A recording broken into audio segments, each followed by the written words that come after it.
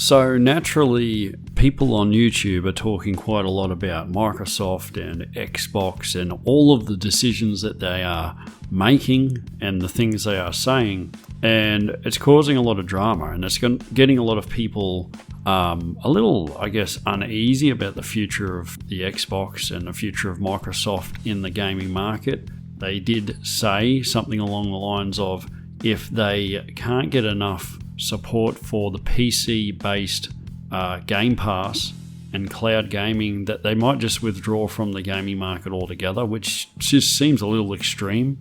I'd done a bit of research into Game Pass and had a look to see if Game Pass is even making any money.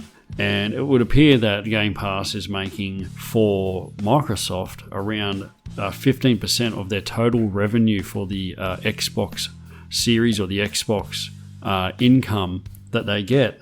So Game Pass, really, with that in mind, is not likely to be going anywhere. But Game Pass and Netflix share quite a few similarities, and I kind of feel like Netflix resembles our gaming future. And it's a weird way of putting it, but if you give me a minute, if you give me some time, I'll explain why and why it concerns me.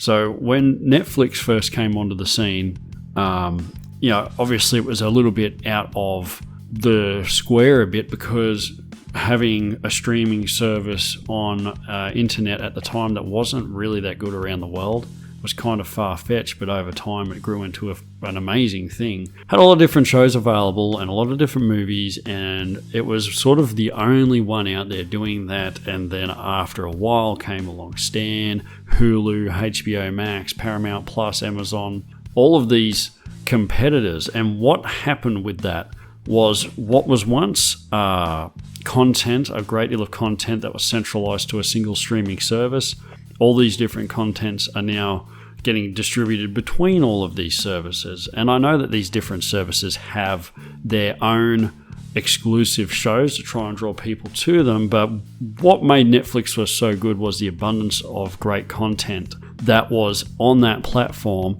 that you could get just from picking up the PlayStation controller, Xbox controller, TV remote, or your fetch box, whatever you had, and bringing up on the screen immediately. As more and more competition comes out there that's vying for the different popular TV shows and movies that exist, they're all going to get spread between them. And this creates a problem, because if you want to watch all of the shows that you want to watch, you have to subscribe to all these different services. And what ended up being, or what started as being like $8 or $9 a month, is now $30 to $40 a month, because you subscribe to all of these different services. And the thing that concerns me, and I'm going to back this up with a little bit of research, is that Netflix and streaming services in general are sort of paving the way for the gaming future. In 2022, 70% or 72%, I think it is, of gamers bought their games digitally. That's overwhelmingly more than half of gamers buying their games digitally. And then, 28% of gamers actually buying the physical product. And, as time goes on, that physical product is really a hybrid between a digital product and a physical product. But in 2023, get this, 17% of all game sales were physical. It went from 28% down to 17%. You can go on to Google and look this up right now if you want to check. But if that tells you anything, that's a significant drop in physical copies of games being sold. I think it's kind of interesting that as time goes on and history shows that we're moving towards a digital-only culture. As a digital-only culture builds in popularity, and streaming services and the idea of streaming things or accessing things in a large library for an ongoing monthly fee also increases in popularity. This is indicating to me that the game market is going to eventually become like Netflix. And Game Pass may not be the only entity or the only service providing a library of games. And of course, with what Microsoft is doing with all these amazing studios that they're buying and then just shutting down for some reason, it may not go that way. But history is really pointing to gaming becoming a digital only thing. And I don't like that. And I wonder whether you like that, because if I'm bothered by it, I would imagine that you would be bothered by it, especially if you're watching this video.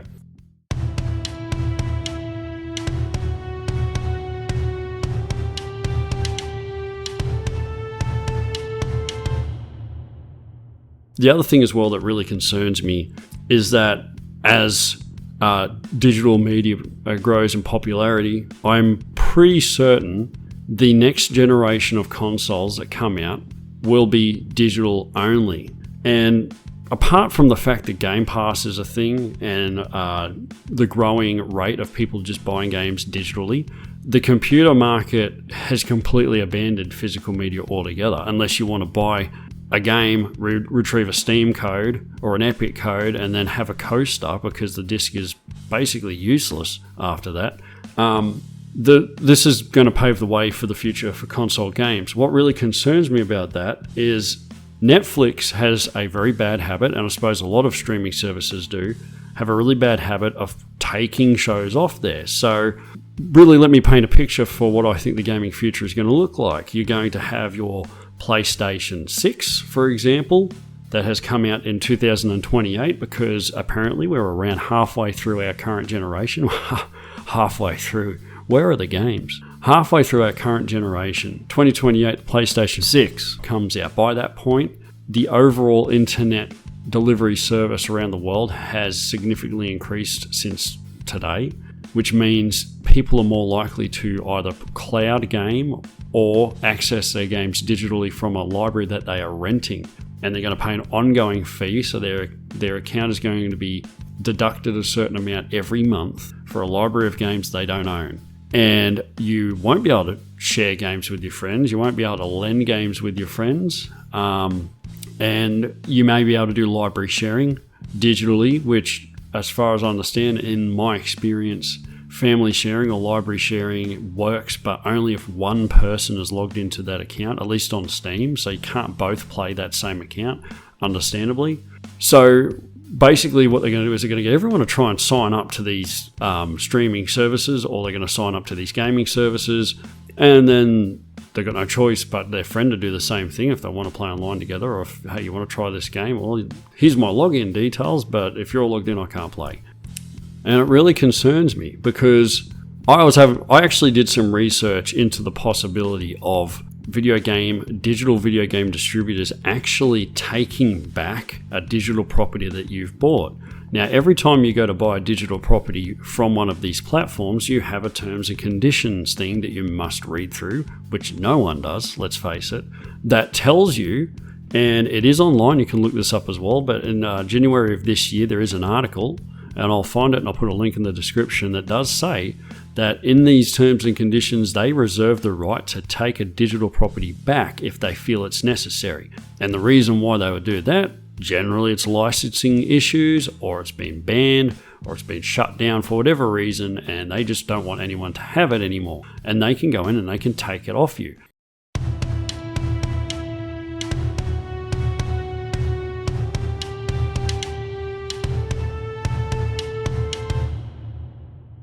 The other thing as well with these Game Pass style things is if you have an internet outage, and the world isn't perfect, I've had an internet outage and it caused me huge grief. If you have an internet outage and you rely on having a library, a digital library you rent, if you're not connected to the internet, you can't access it. It won't let you play those games offline. Which sucks, because if you have a blackout, or not a blackout, but if you have an internet outage and you want to play a game, well, really you got no choice but to go back to those previous 2 or 3 generations and play something from back then. And if you've watched any of my videos, you'll know that's not necessarily a bad thing. But I hope this hammers the point home how I think Netflix is really giving us an indication of the future of gaming. I wouldn't be surprised if in 4 years, there'll be Game Pass and there'll be another couple of different entities that offer these game library services that are bidding for the attention of all the big developers. And also, what could happen, and I might be wrong here, is that if they want to expand that library rapidly, they'll be putting pressure on game developers to get those games done sooner. And then when you download the game, you may end up downloading a buggy mess, and then they've got to spend the next 12 to 24 months fixing it. I would rather, personally, have games come out 100% optimized, complete, and as flawless as humanly possible. But as a lot of us know, deadlines are the killer of quality, and I think that's what we experience a lot of the time. Anyways, this is just a quick discussion video that went for probably 12 minutes or so. Thank you so much for joining, and I'll catch you later.